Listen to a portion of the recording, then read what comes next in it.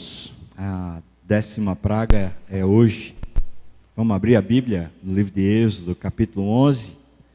Nós vamos ler o capítulo 11, são apenas 10 versículos. Depois o capítulo 12, a gente vai ler até o versículo 36.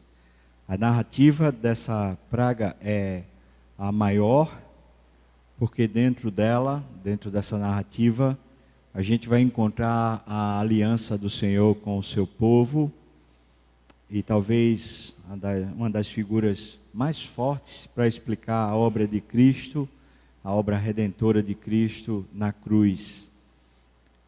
É nessa praga que a gente encontra a Páscoa, a instituição da Páscoa. Êxodo, capítulo 11, a partir do primeiro versículo, a narrativa da história diz assim para nós: Disse o Senhor a Moisés: ainda mais uma praga eu trarei sobre Faraó e sobre o Egito. Preste atenção, sobre Faraó e sobre o Egito. Então vos deixará ir daqui. Quando vos deixar, é certo que vos expulsará totalmente, ou seja, integralmente. Fala agora aos ouvidos do povo que todo homem peça ao seu vizinho e toda mulher à sua vizinha objetos de prata e de ouro. E o Senhor fez que o seu povo encontrasse favor da parte dos egípcios. Também o homem Moisés era muito famoso na terra do Egito, aos olhos dos oficiais de Faraó e aos olhos do povo. E Moisés disse: assim diz o Senhor, cerca de meia-noite eu passarei no meio do Egito, e todo primogênito, preste atenção a essa palavra, todo primogênito na terra do Egito morrerá, desde o primogênito de Faraó, que se assenta no seu trono. Veja a deferência aqui, falando sobre Faraó, que se assenta no seu trono, até ao primeiro, o primogênito da serva que está junto a Mó, todo primogênito dos animais. Haverá grande clamor em toda a terra do Egito, qual nunca houve nem jamais haverá. Porém, contra nenhum dos filhos de Israel, desde os homens até os animais, nem ainda um cão rosnará, para que saibais que o Senhor fez distinção entre os egípcios e os israelitas. Então, todos estes teus oficiais descerão a mim, se inclinarão perante mim, dizendo: sai tu e todo o povo que te segue. E depois disto sairei. E ardendo em ira, Moisés se retirou da presença de Faraó. Então disse o Senhor a Moisés: Faraó não vos ouvirá, para que as minhas maravilhas se multipliquem na terra do Egito. Preste atenção como Deus vê as pragas, como maravilhas. Moisés e Arão fizeram todas essas maravilhas perante Faraó, mas o Senhor endureceu o coração de Faraó, que não permitiu saíssem da sua terra os filhos de Israel. Disse então o Senhor a Moisés e a Arão, lá na terra do Egito: este mês vos será o principal dos meses. Perceba que Deus está mudando o calendário egípcio, para um novo calendário. Este mês vos será o principal dos meses, será o primeiro mês do ano.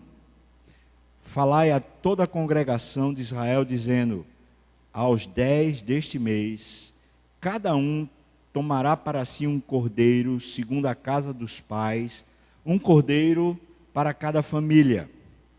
Mas se a família for pequena para um cordeiro, então convidará ele o seu vizinho mais próximo, conforme o número das almas, conforme o que cada um puder comer. Por aí calculareis quantos bastem para o cordeiro. O cordeiro será sem defeito, macho, de 1 ano. Podereis tomar um cordeiro ou um cabrito. E o guardareis até ao 14º dia deste mês. E todo o ajuntamento da congregação de Israel o imolará no crepúsculo da tarde. Tomarão o sangue e o porão em ambas as ombreiras e na verga da porta, nas casas em que o comerem. Naquela noite, comerão a carne assada no fogo, com pães asmos e ervas amargas a comerão. Não comereis do animal nada cru, nem cozido em água, porém assado ao fogo, a cabeça, as pernas, as fressuras, nada deixareis dele até pela manhã. O que, porém, ficar até pela manhã, queimá-lo-eis. Desta maneira o comereis: lombos cingidos, vestidos preparados, sandálias nos pés, cajado na mão, comê-lo-eis à pressa. É a Páscoa do Senhor. Porque naquela noite passarei pela terra do Egito e ferirei na terra do Egito todos os primogênitos, desde os homens até os animais. Executarei juízo sobre todos os deuses do Egito. Eu sou o Senhor. O sangue vos será por sinal nas casas em que estiverdes. Quando eu vir o sangue, eu passarei por vós, e não haverá entre vós praga destruidora, quando eu ferir a terra do Egito. Este dia vos será por memorial, e celebrareis como solenidade ao Senhor. Nas vossas gerações o celebrareis por estatuto perpétuo. 7 dias comereis pães asmos. Logo ao primeiro dia tirareis o fermento das vossas casas, pois qualquer que comer coisa levedada, desde o primeiro dia até o 7º dia, essa pessoa será eliminada de Israel. Ao primeiro dia haverá para vós outros santa assembleia. Também ao 7º dia tereis santa assembleia. Nenhuma obra se fará nele, exceto o que diz respeito ao comer. Somente isto podereis fazer. Guardai, pois, a festa dos pães asmos, porque nesse mesmo dia tirei vossas hostes da terra do Egito. Portanto, guardareis este dia nas vossas gerações por estatuto perpétuo. Desde o dia 14 do primeiro mês, à tarde, comereis pães asmos, até o dia 21 do mesmo mês. Por 7 dias não se ache nenhum fermento nas vossas casas, porque qualquer que comer pão levedado será eliminado da congregação de Israel, tanto o peregrino como o natural da terra. Nenhuma coisa levedada comereis, em todas as vossas habitações comereis pães asmos. Chamou, pois, Moisés todos os anciãos de Israel e lhes disse: escolhei e tomai cordeiros segundo as vossas famílias e imolai a Páscoa. Tomai um molho de isopo, molhai-o no sangue que estiver na bacia e marcai a verga da porta, as suas ombreiras com o sangue que estiver na bacia. Nenhum de vós saia da porta da sua casa até pela manhã, porque o Senhor passará para ferir os egípcios. Quando vir, porém, o sangue na verga da porta e em ambas as ombreiras, passará o Senhor naquela porta e não permitirá ao destruidor que entre em vossas casas para vos ferir. Guardai, pois, isto por estatuto para vós outros e para os vossos filhos para sempre. E uma vez dentro na terra em que o Senhor vos dará, como tem dito, observai a Páscoa, este rito. E quando os vossos filhos vos perguntarem: que é isso que a gente está fazendo, que rito é este? Respondereis: é o sacrifício da Páscoa ao Senhor, que passou por cima das casas dos filhos de Israel no Egito, quando feriu os egípcios e livrou as nossas casas. Então o povo se inclinou e adorou. E foram os filhos de Israel e fizeram isso como o Senhor ordenara a Moisés e Arão, e assim eles fizeram.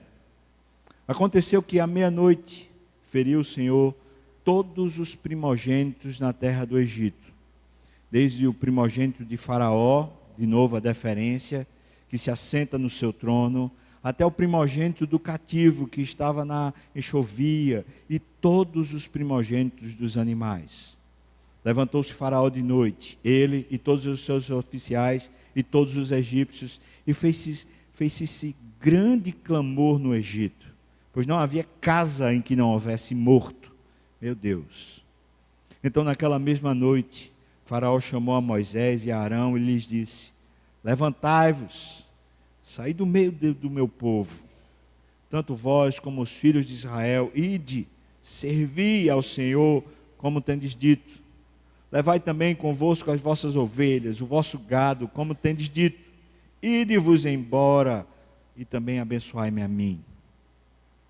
Os egípcios apertavam com o povo, apressando-se em lançá-los fora da terra, pois diziam: todos morreremos.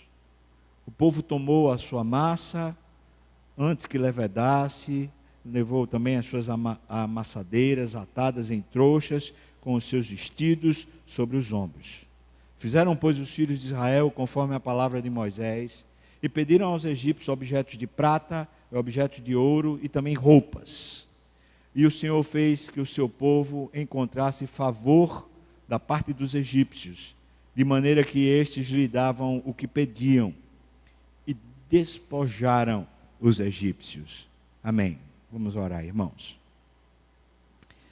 Pai, obrigado por nos contar essa história, e obrigado pelo significado que ela tem, não apenas para Israel na carne, mas para o Israel do Senhor, que somos nós também.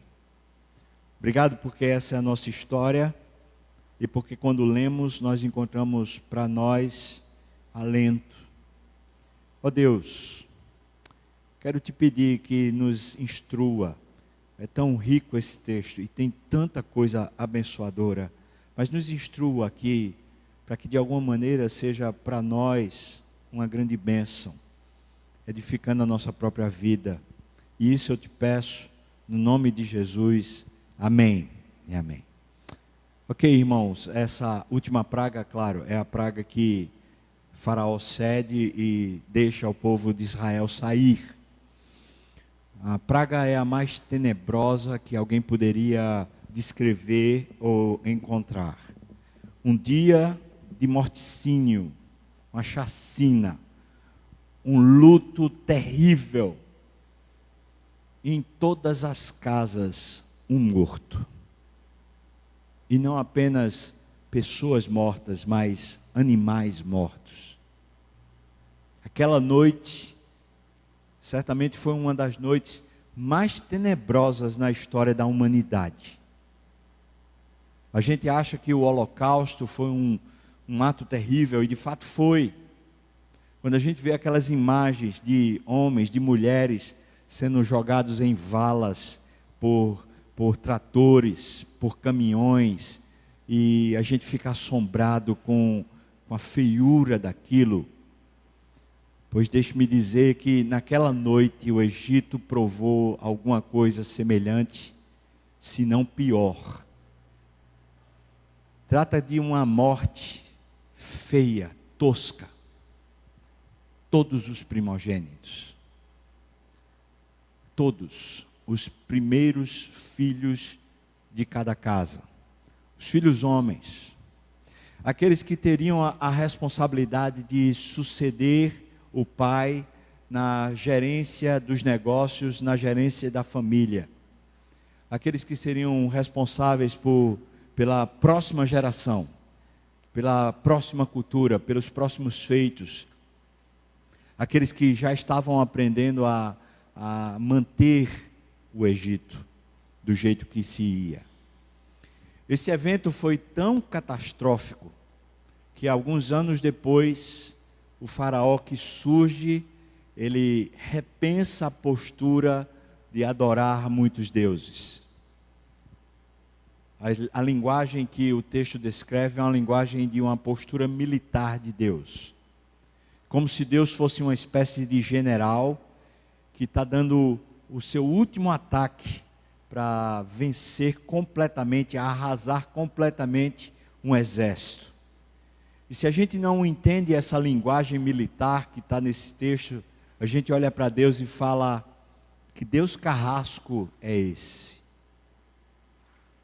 Mas quando a gente ouve falar da Segunda Guerra Mundial, da Primeira Guerra Mundial, ou mesmo quando a gente ouve falar de guerras onde há confrontos entre exércitos, e há baixas, e há mortes, nós pensamos, não é bonito, mas a gente entende. Deus está lutando.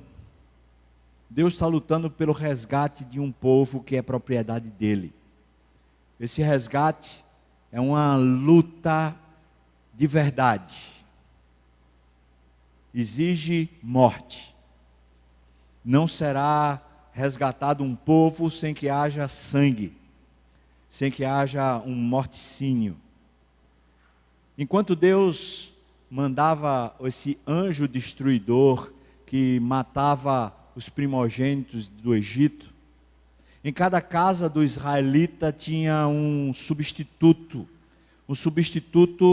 para que o anjo não entrasse naquelas casas também. O substituto era um cordeiro de 1 ano, sem mácula, que teria sido cortado a sua jugular e o sangue ficaria numa bacia.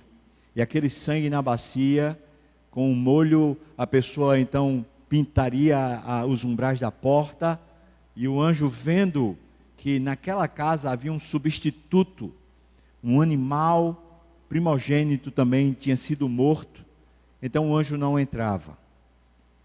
Mas do mesmo jeito que havia sangue na casa dos egípcios, havia sangue na casa dos israelitas.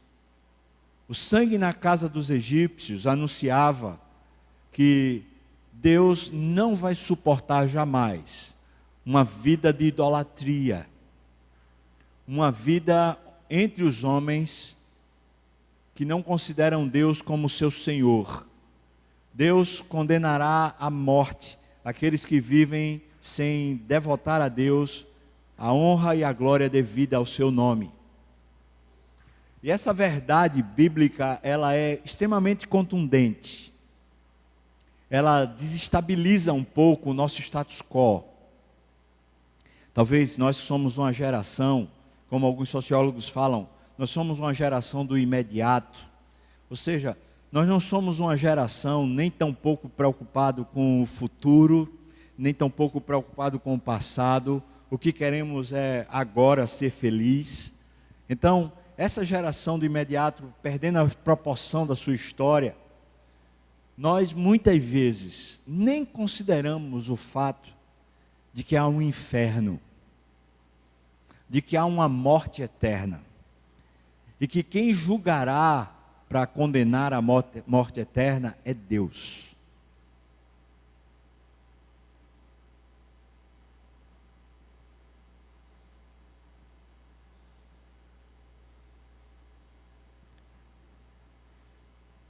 Esse será o momento mais tenebroso da história humana.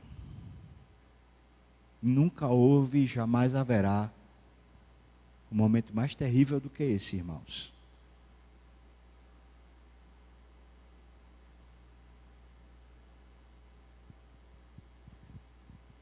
Nós veremos amigos, vizinhos, parentes, sendo julgados por Deus e sendo condenados eternamente ao inferno.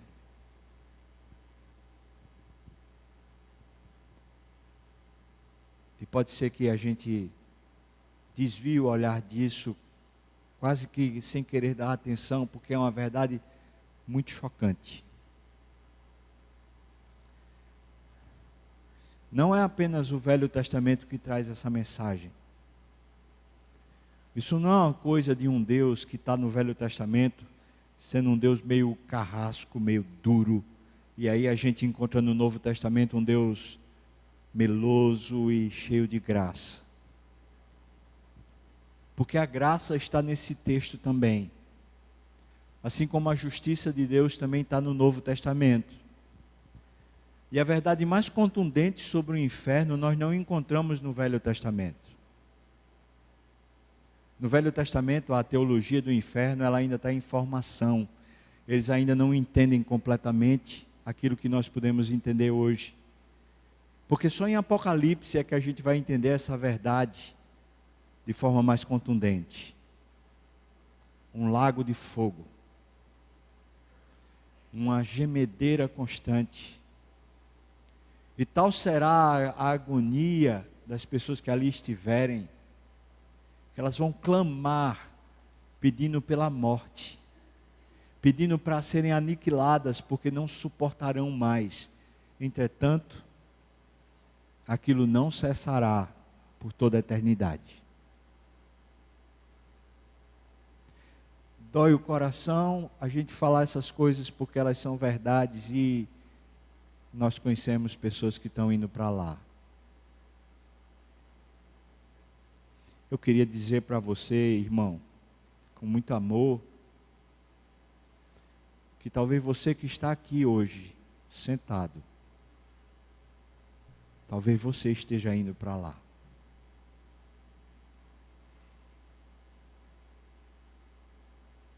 Porque Deus não suporta a vida de idolatria.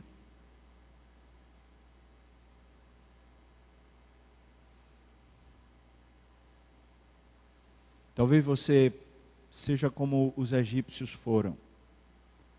Você dá a sua prata, você dá seu ouro para o povo de Deus. Você dá suas vestes para o povo de Deus. Você até abençoa a igreja. Mas você é um idólatra. E por mais que doa dizer isso, a verdade é que todos os idólatras serão condenados eternamente ao inferno. Todas as pessoas que ainda põem a sua confiança em qualquer outra coisa que não em Deus, elas serão condenadas eternamente ao inferno. Todas as pessoas que ainda põem sua confiança no dinheiro, que acha que seu futuro está no dinheiro que consegue juntar, ou aqueles que confiam no seu esforço, na sua competência.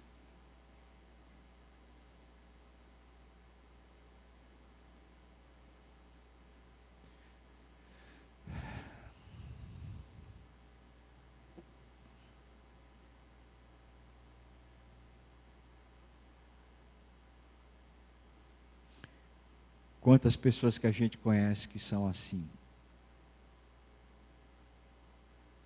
Às vezes na nossa casa, marido, esposa.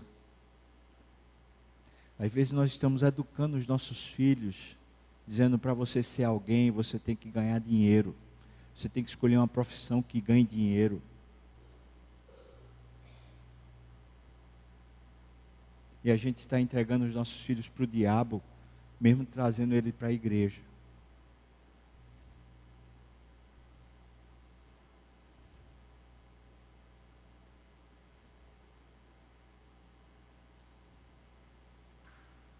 A morte vai chegar, irmãos. A gente não vai ter como escapar disso.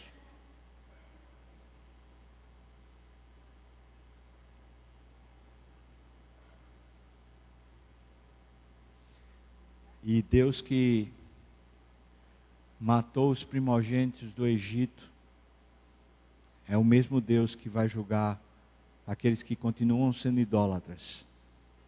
Julgará para uma morte eterna. Para uma morte eterna.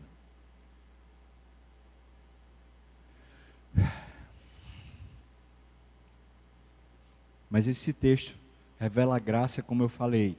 E é quase assim, é tão difícil quando a gente está pregando sobre isso, porque é como se a gente saísse de um vale mais profundo emocional para a alegria maior que a gente pode ter na terra. E é claro, irmãos, que enquanto a gente está pregando, a gente está sentindo essas coisas por causa da palavra. Porque o próprio Espírito vai conduzindo, e é difícil você mudar as emoções tão rápido. Mas o texto mostra o outro lado. Ele mostra para o povo de Deus a graça suficiente de Deus mesmo providenciar um substituto para que o povo não seja condenado eternamente. Para que os primogênitos não precisem ser mortos. Aquele cordeiro que foi morto para que os israelitas não fossem mortos. Cada casa e cada família, mesmo as que se juntaram para comer aquele cordeiro, para se alimentarem da morte daquele cordeiro, eles em casa sabiam que a morte daquele cordeiro substituía a morte deles. Eles tinham plena consciência, tanto que o texto fala, olha, não sai de casa. Vocês estão protegidos por causa da morte desse cordeiro, então não saiam de casa. Não é que o anjo de Deus que estava matando fosse cego ou não entendesse, mas é que Deus estava dizendo, o que cobre vocês é o sangue. E de uma maneira muito prática e visível, ele estava dizendo, está cobrindo a porta de vocês, para que o anjo não passe pela porta e chegue até vocês. Vocês estão cobertos, e se vocês saem da porta e resolvem fazer de vocês mesmos a proteção, então vocês serão mortos também.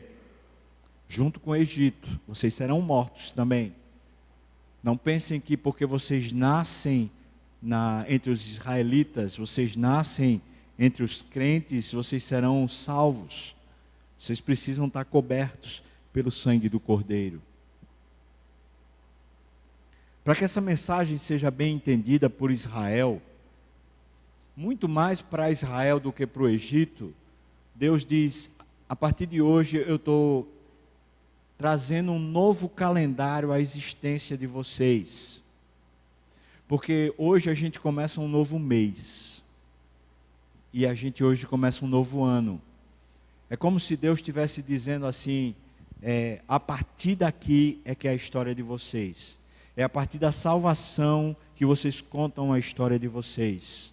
Não antes, mas só a partir daqui. E então ele diz, vocês vão passar um prazo, que é o prazo que Moisés vai dizer para os egípcios, e é também um prazo em que vocês vão se preparar para a saída de vocês. Durante esse período, vocês vão até os egípcios e vão pedir prata e ouro e vestes, e eles vão dar para vocês. Vocês vão despojar os egípcios.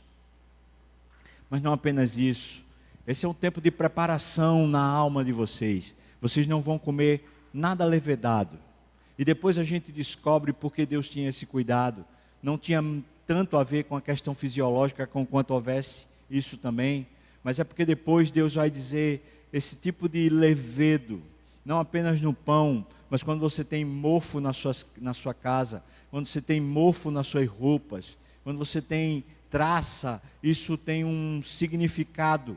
Deus estava dizendo, olha, isso aqui é como se fosse uma lepra, é como se significasse a degeneração que o pecado causa na nossa vida.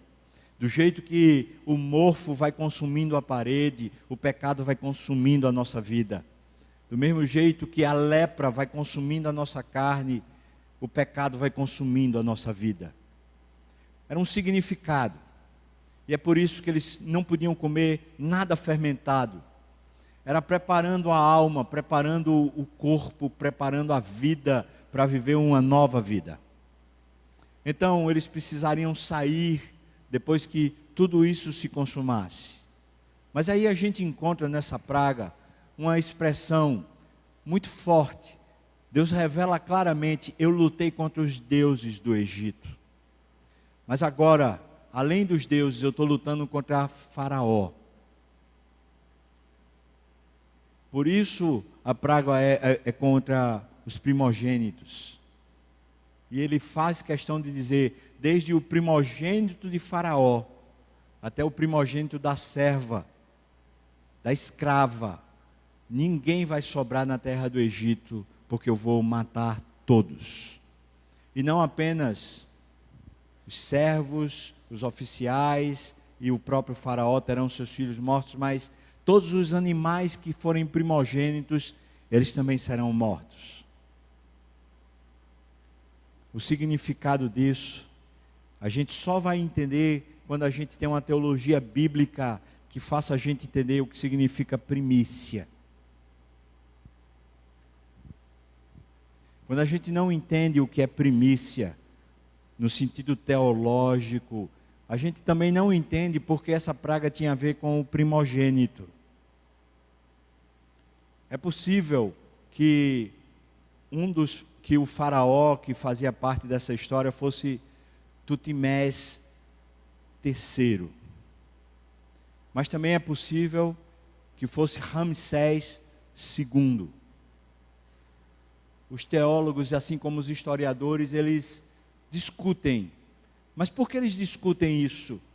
Porque esses dois faraós são, na história, aqueles que tiveram um apogeu grande de construção durante o seu período.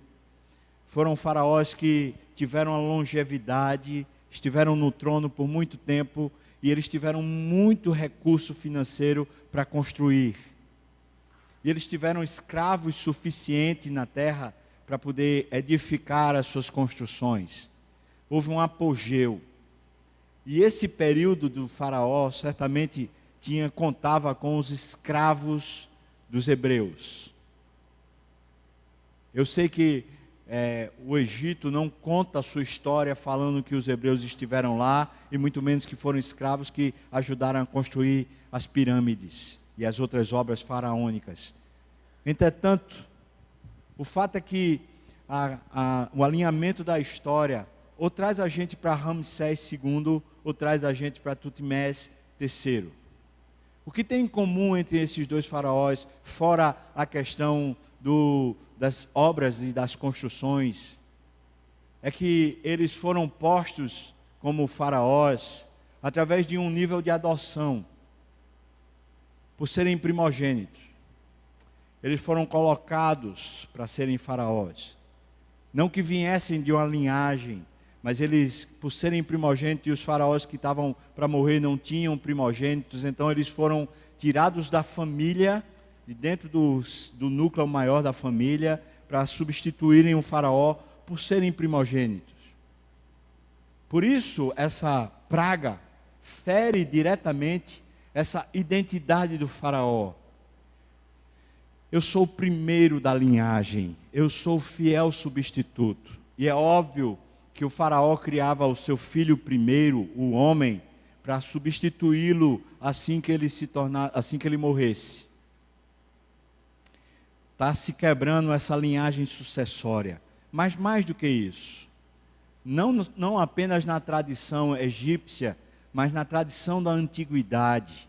Já na época de Abraão, nós vamos encontrar nessa cosmovisão, nessa cultura antiga, a ideia de que o primogênito, ou a primeira coisa, era o grau de importância que você dava, o valor que você dava. É por isso que muitas civilizações e povos, quando estavam em aperto, ou quando eles tinham uma briga, uma batalha muito grande diante de si, eles faziam sacrifícios de primogênitos. Faziam holocaustos, verdadeiros morticínios, carnificinas, matando filhos que fossem mais velhos, a fim de obter favores dos deuses. A cultura da Cananeia, a cultura cananeia, cananita, a cultura de Canaã, dos povos que ali habitavam, entre eles os jebuseus, por exemplo, era a cultura de que, para obter o favor dos deuses, algumas vezes eles teriam que matar o primogênito. É nessa cultura que está inserido o sacrifício de Isaac. Quando Deus pede a Abraão para sacrificar Isaac, é dentro dessa cosmovisão que Deus está ensinando ao povo e nos ensinando hoje pela manhã. Porque quando a gente coloca alguma coisa em primeiro lugar na vida da gente, essa coisa que é primeiro lugar, ela passa de alguma maneira a governar os nossos horizontes e as nossas esperanças. Eu vou dar um exemplo muito tosco, mas talvez um exemplo que nos ajude. Se agora no Brasil a gente tivesse com algum candidato a presidente que conseguisse juntar o povo e trazer para nós alguma perspectiva de que a corrupção iria diminuir, de que as instituições começariam a funcionar, de que tinha jeito para o Brasil. Se qualquer pessoa tivesse como candidato e trouxesse isso para a nossa mente, nós daríamos valor a ele. Ele teria a nossa esperança, ele teria o nosso voto, ele teria, ou ela, sei lá, a pessoa que fosse, a nossa apreciação. Mas no momento que a gente vive, está óbvio que nenhuma figura está conseguindo trazer a esperança e trazer essa construção interior. Mas era assim que se vivia na antiguidade. Se vivia sobre a perspectiva do que se põe em primeiro lugar. É dentro disso que surge o dízimo. É dentro dessa construção teológica que aparece o dízimo. Porque o dízimo não se trata apenas de 10%, mas o dízimo é justamente a prioridade do que eu tenho, do que eu preciso organizar, das coisas que eu constituo, das coisas que eu adquiro. E alguém pergunta, a gente dá o dízimo do bruto, dá o dízimo do líquido? Se eu ganho, sei lá, um apartamento, se eu ganho uma causa, eu também tenho que dar o dízimo? Essa é uma pergunta de alguém que não entende o dízimo como sendo primícia. Porque o dízimo não está na lei, ele está na graça. Não está na obrigação, mas está no coração. Porque a primícia nunca pode ser por imposição. Nunca. Ninguém põe em primeiro lugar simplesmente porque você é obrigado a pôr. É por isso que, por exemplo, os cristãos, quando eram condenados à cela, ou quando eles eram condenados a negar Jesus Cristo, quando eles eram condenados à morte, e eles deixariam de morrer se eles negassem Jesus, eles simplesmente não negam Jesus, porque aquilo é primeiro lugar para ele. Por mais que obrigassem eles a ter Jesus como segundo lugar, eles não conseguiam. Jesus era para eles o Senhor da história, o Senhor da vida. O dízimo é uma maneira prática, é uma maneira material, física, da gente revelar o quanto Deus é primeiro lugar para nós. E se hoje para nós é importante ter os recursos para a gente poder viver, em todas as épocas da humanidade sempre foi muito importante ter os recursos para sobreviver. Mas quando não reconhecemos que Deus é quem provê, quando não reconhecemos que tudo vem das mãos de Deus e para Ele vivemos, devolvendo tudo a Ele e regendo todas as coisas no governo e na mordomia dEle, quando não entendemos isso, o que fazemos?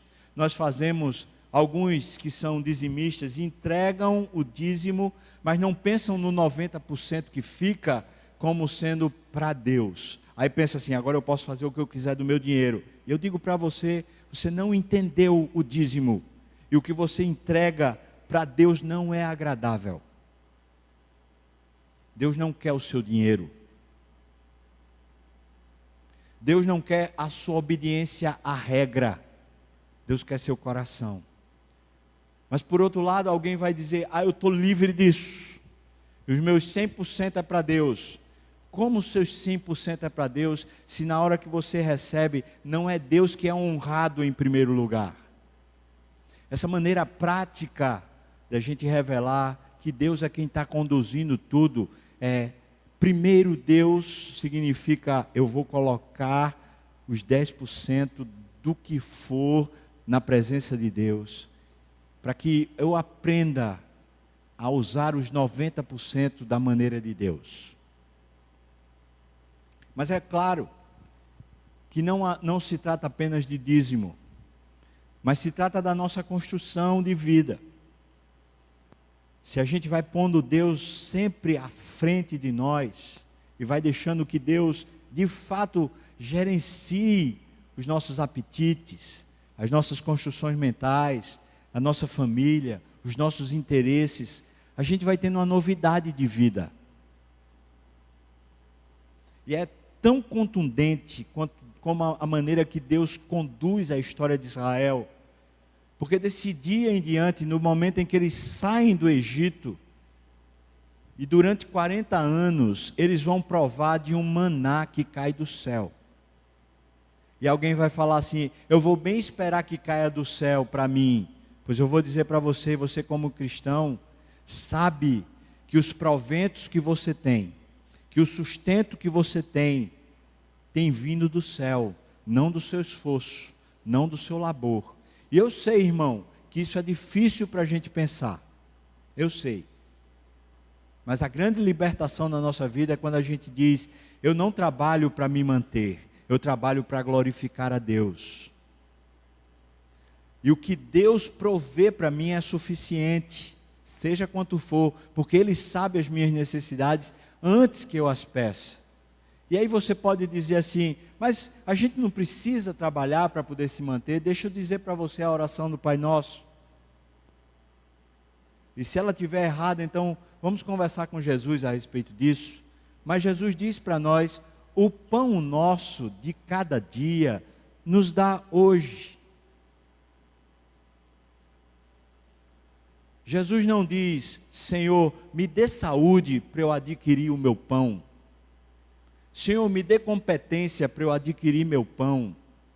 Senhor, me dê um emprego, um salário, condições para eu adquirir meu pão. Sabe o que Jesus diz? Pai, desce do céu o pão para mim, porque tudo que eu tiver de competência, de esforço, de dedicação, de sangue, suor e lágrimas, é para usar para o Senhor. É como se Deus estivesse dizendo: você não precisa se preocupar com ganhar o pão. Vejam as aves dos céus, vejam os lírios dos campos. Eles não fazem nada para ter o que eles têm, mas Deus provê para eles.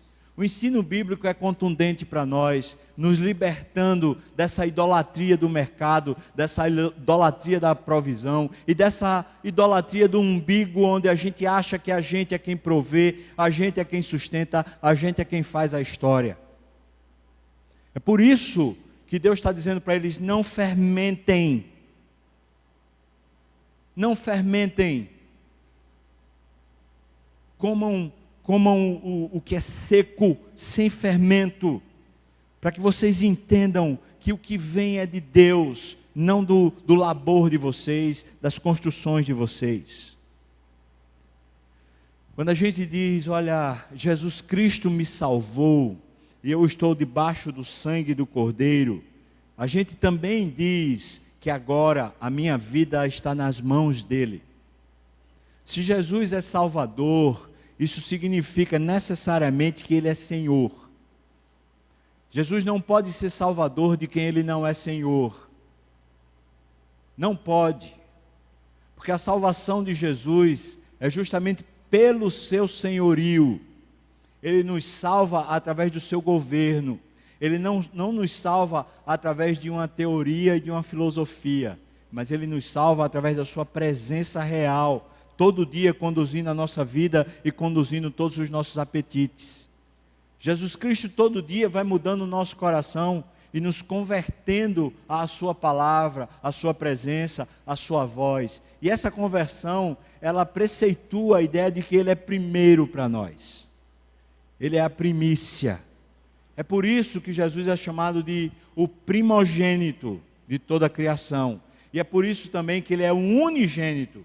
Ele é o único gerado, mas Ele é o primeiro entre os mortos. Ele é o primeiro a ressuscitar. Ele, portanto, se torna para nós o exemplo do que vem a ser essa Páscoa. Essa Páscoa vai significar para nós que a salvação que Deus opera é quebrantando ou tirando do coração do homem as possibilidades de idolatria, a fim de que a gente viva para Deus. Mais uma vez, quando Deus diz para Moisés e para Arão, esse povo vai sair, ele fala, vai sair para me servir. E quando Deus institui a Páscoa, ele diz, isso é estatuto perpétuo. E quando ele entrega essa preparação dos pães asmos, esses pães sem fermento, ele fala, isso é para estatuto perpétuo. É como se Deus estivesse dizendo, eu não quero que vocês jamais se esqueçam disso. Eu não quero que vocês parem de memorizar, de tornar prática a fé de vocês. Porque a fé teórica é justamente essa fé que a gente vive na igreja, ou essa fé com a qual a gente consegue explicar as coisas. Mas a fé prática é aquela que tira de nós a ansiedade, que tira de nós o desgosto, a apreensão, a frustração com as coisas da vida, com os negócios da vida, com as histórias e os meios pelos quais a gente vive. A história da salvação é libertando o nosso coração desse governo humano, dessa presença humana que nos torna tão indignos e tão cansados. A salvação, portanto, opera dentro de nós, nos libertando da idolatria que normalmente nos faz servos e nos faz cansados. Do mesmo jeito que os egípcios, ou melhor, os israelitas estavam cansados antes de Deus os libertar.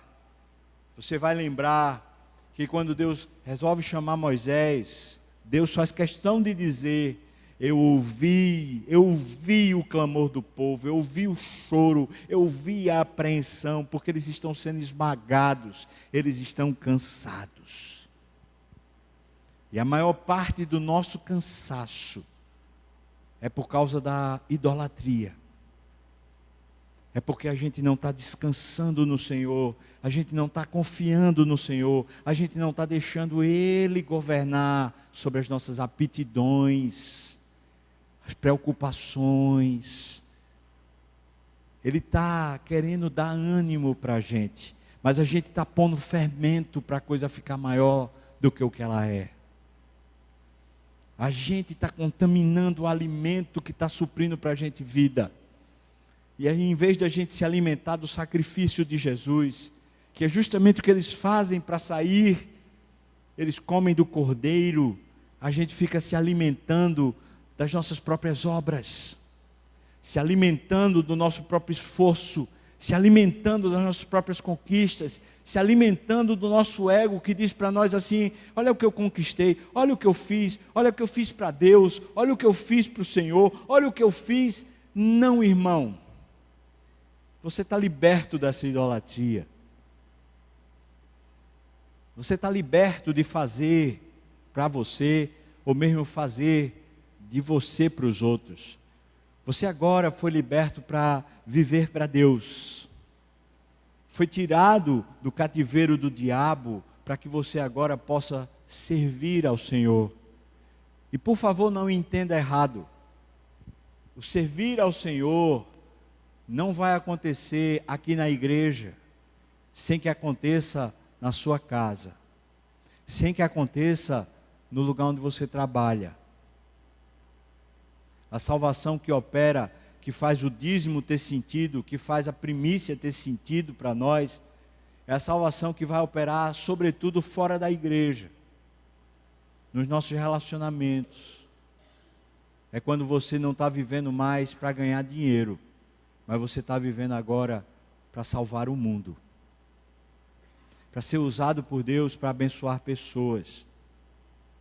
Deixa eu tornar isso um pouco mais prático, eu já estou finalizando o meu sermão. As pessoas estão sofrendo. As pessoas estão morrendo.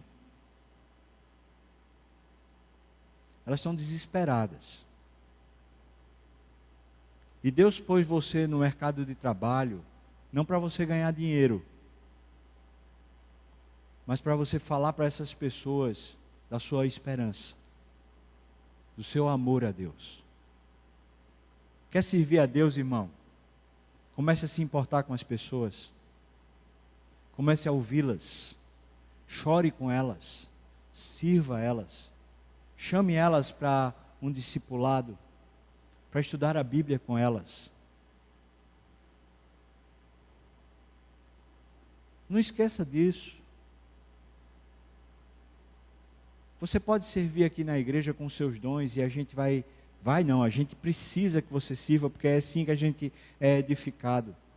Mas sinceramente isso é só uma parte. Porque Deus pôs você no mercado de trabalho para lá você servir ao Senhor. Deus pôs você para ganhar dinheiro, para através disso servir ao Senhor. Olha para o lado.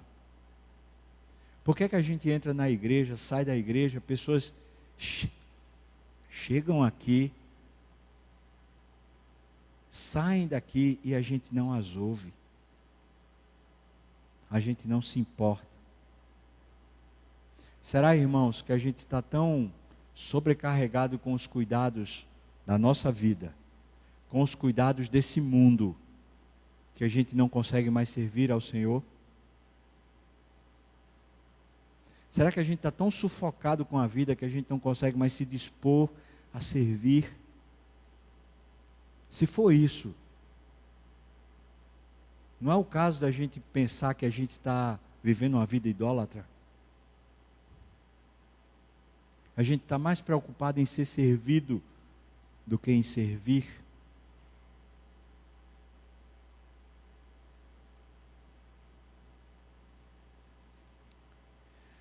Queria que você pensasse em uma pessoa hoje. Uma pessoa que você pode servir ouvindo, amando, compartilhando o seu coração e compartilhando a vida de Deus com essa pessoa. Uma pessoa descrente. Um vizinho.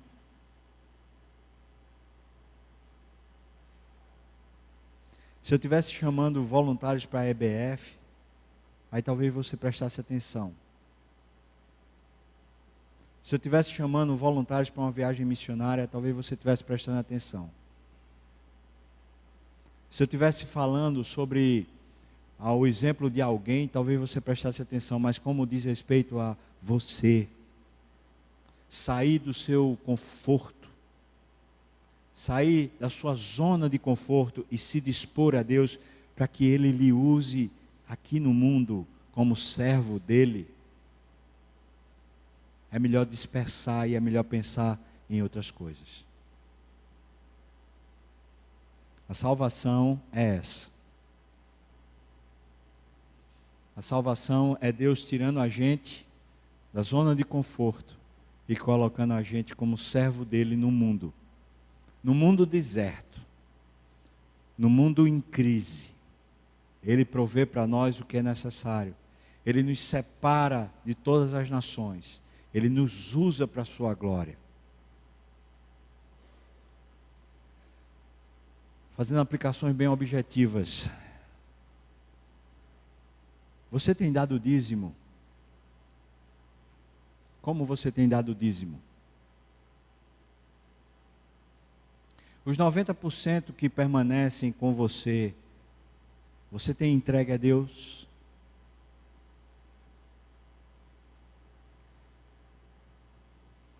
Você tem servido as pessoas com as quais você convive diariamente? Filho, esposa, marido, vizinho? Você tem servido as pessoas com as quais você trabalha? Chamando elas para a vida com Deus, chamando elas, orando por elas, se importando com elas, sendo útil na mão de Deus para a vida delas? Aí você diz, não, vou fazer uma viagem missionária. Ela não substitui o dia a dia. Aí eu vou trazer roupa para um bazar. Não substitui o dia a dia. É a mesma coisa que o dízimo não substitui os 90% que você precisa fazer para Deus. Você está servindo ao Senhor, irmão? Ou você está um idólatra vindo para a igreja para dizer assim, não, a minha parte eu estou fazendo. Aqui a gente aprendeu durante esse tempo, ao longo dessas pragas, que a salvação de Deus é nos tirando de verdade das garras do diabo, do inferno e do inimigo, e nos colocando numa posição diante de Deus, de servos, que vivem a vida para servir, tirando-nos da idolatria, convertendo-nos ao senhorio de Deus. Eu queria orar. E queria convidar pessoas a orarem, as pessoas que quiserem. Queria fazer nessa oração absolutamente 2 desafios. O desafio da sua primícia. Deus honrado, Deus exaltado em primeiro lugar na sua vida, inclusive nas suas finanças. Inclusive, não apenas. Esse é o primeiro desafio. O segundo desafio é você dizer para Deus hoje: Senhor, me usa na vida das pessoas com as quais eu convivo. Me ajuda, Senhor, a me importar mais com eles do que comigo mesmo. Ser um instrumento nas tuas mãos aqui nesse mundo para a salvação dos gentios, para a salvação de pessoas. O primeiro desafio é o desafio da primícia. O segundo desafio é o desafio do serviço, que estão diretamente ligados. Se é o seu caso, você está dizendo: Senhor, amém.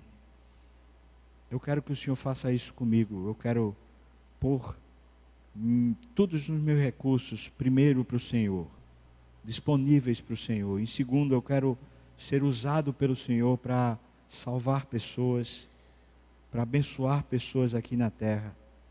Eu queria convidar você a sair do seu lugar e vir aqui para frente para a gente orar juntos. Aqui na frente, no altar do Senhor. E depois eu queria enviar você para o mundo. Como quem envia missionários de Deus para o mundo. E se é o seu caso, mesmo que você esteja na galeria, mas Deus está falando com você, saia do seu lugar e venha para aqui. Venha para aqui para frente, se posicionar e dizer: aqui está, Senhor. Quero que o Senhor seja o primeiro, as primícias. Tudo que eu tenho, tudo que eu sou. Seja que o Senhor use. Também, se você estiver dizendo: Deus, eu quero ser agente de transformação, alguém que é usado para salvar o perdido, para levar a graça do Senhor, para que o inferno seja desabitado na minha geração, para que alcance o perdido, para que seja instrumento nas tuas mãos. São 2 desafios, irmãos. 2 desafios que nos levam a vida para fora da igreja e não apenas uma vida dentro da igreja. Uma vida no mundo e não apenas uma vida aqui dentro.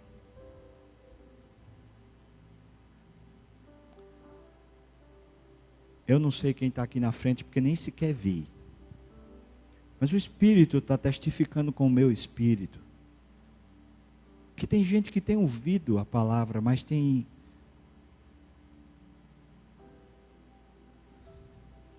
trauma, está ressabiado.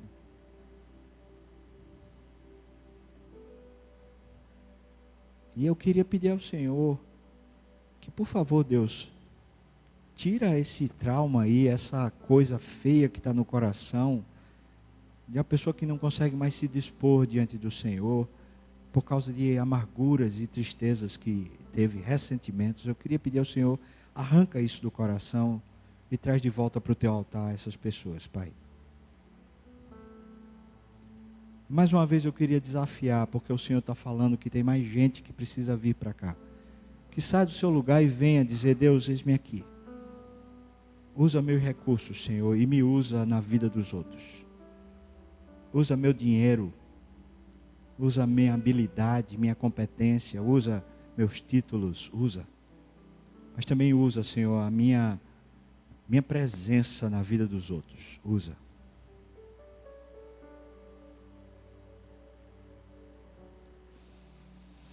Senhor, eis-nos aqui,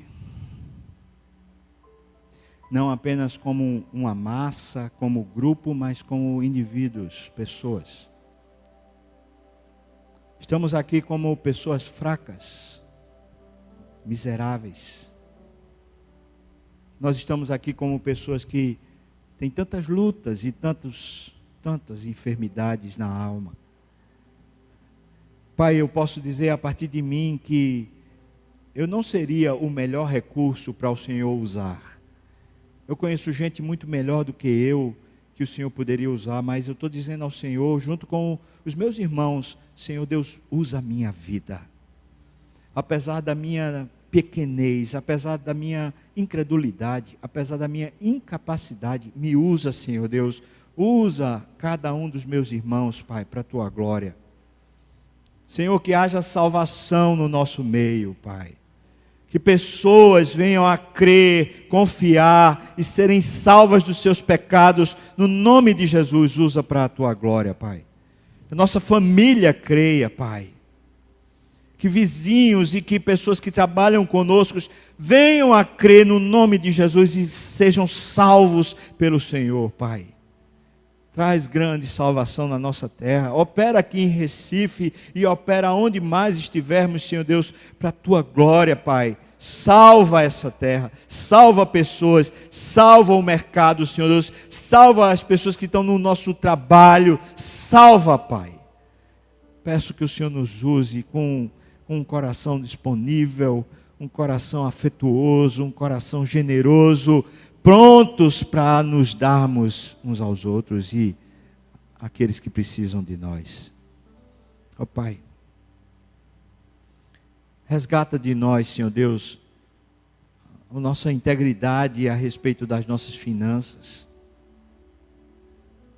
Não deixa que a gente fique mentindo e usando sofismas, coisas que parecem verdade, mas na verdade são mentiras, para alimentar a nosso coração, dizer, não, mas eu já faço isso, não, mas eu já faço aquilo, não, mas já dou aqui, não, mas, Senhor, faz a gente de novo ser humilde o suficiente para dizer para o Senhor, Pai, em primeiro lugar o Senhor, por isso o meu dízimo.